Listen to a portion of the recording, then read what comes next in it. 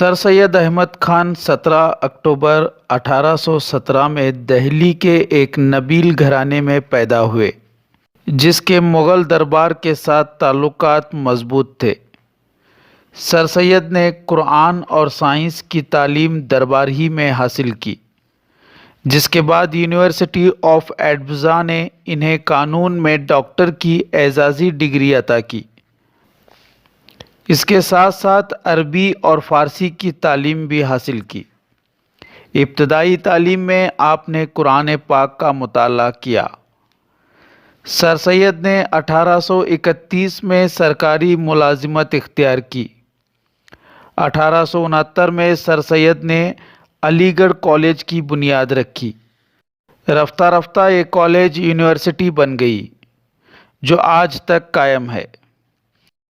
سر سید کا ایک اور کارنامہ رسالہ تہذیب الاخلاق کا اجرا ہے، جس میں مذہبی، قومی اور اخلاقی پہلوؤں پر جامع مضامین شائع ہوتے تھے۔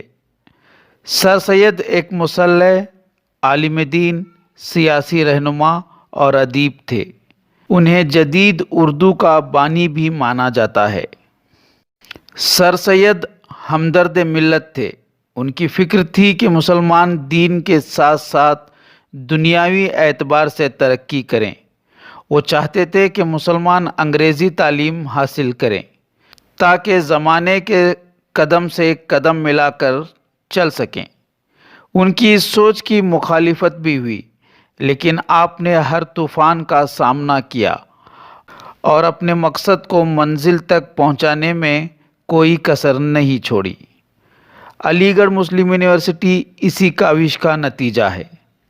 آپ نے کئی کتابیں لکھی ہیں، جن میں اسباب بغاوت ہند، تاریخ ضلع بجنور، خطبات احمدیہ، تفسیر القرآن شامل ہیں۔ سر سید نے ملت اسلامیہ کو پسماندگی کے دلدل سے نکالنے اور انہیں باعزت قوم بنانے کے لیے سخت جدوجہد کی۔ آپ ایک زبردست مفکر، بلند خیال مصنف اور جلیل القدر مصلح تھے۔ سر سید نے مسلمانوں کی اصلاح و ترقی کا بیڑا اس وقت اٹھایا جب مسلمانوں کے لیے زمین تنگ تھی اور انگریز مسلمانوں کے خون کے پیاسے ہو گئے تھے۔ مسلمان کہیں توپوں سے اڑائے جاتے، کہیں سولی پر چڑھائے جاتے، کہیں کالا پانی بھیج دیے جاتے تھے۔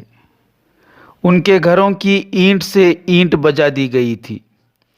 کئی بڑی بڑی جائیدادیں ضبط کر لی گئی تھی۔ نوکریوں کے دروازے مسلمانوں پر بند تھے۔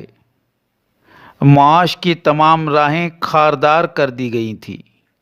سر سید کو احساس ہوا کہ اگر وقت پر حالات کی اصلاح نہیں کی گئی تو مسلمان سب سے نچلے درجے کی قوم بن کر رہ جائے گی۔ دیگر قوموں کی غلامی ان کا مقدر بن جائے گا۔ سر سید کو کامل یقین تھا کہ مسلمانوں کی ذہنی اور سماجی بیماریوں کا واحد علاج انگریزی زبان اور مغربی علوم کی تعلیم ہے، اور اسی فکر کو لیے وہ تمام عمر جد و جہد کرتے رہے۔ سر سید نے جدید تعلیم پر خصوصی توجہ دی۔ ان کی سمجھ میں یہ بات آ گئی تھی کہ جدید تعلیم کے بغیر مسلمانوں کا مستقبل روشن نہیں ہو سکتا۔ اس لیے انہوں نے تمام تر توجہ جدید تعلیم کے فروغ پر مرکوز کر دی۔ یہی وقت تھا جب انہوں نے سائنٹیفک سوسائٹی کا قیام کیا۔ سر سید احمد خان 81 سال کی عمر میں 27 مارچ 1898 میں فوت ہوئے اور اپنے کالج کی مسجد میں دفن ہوئے۔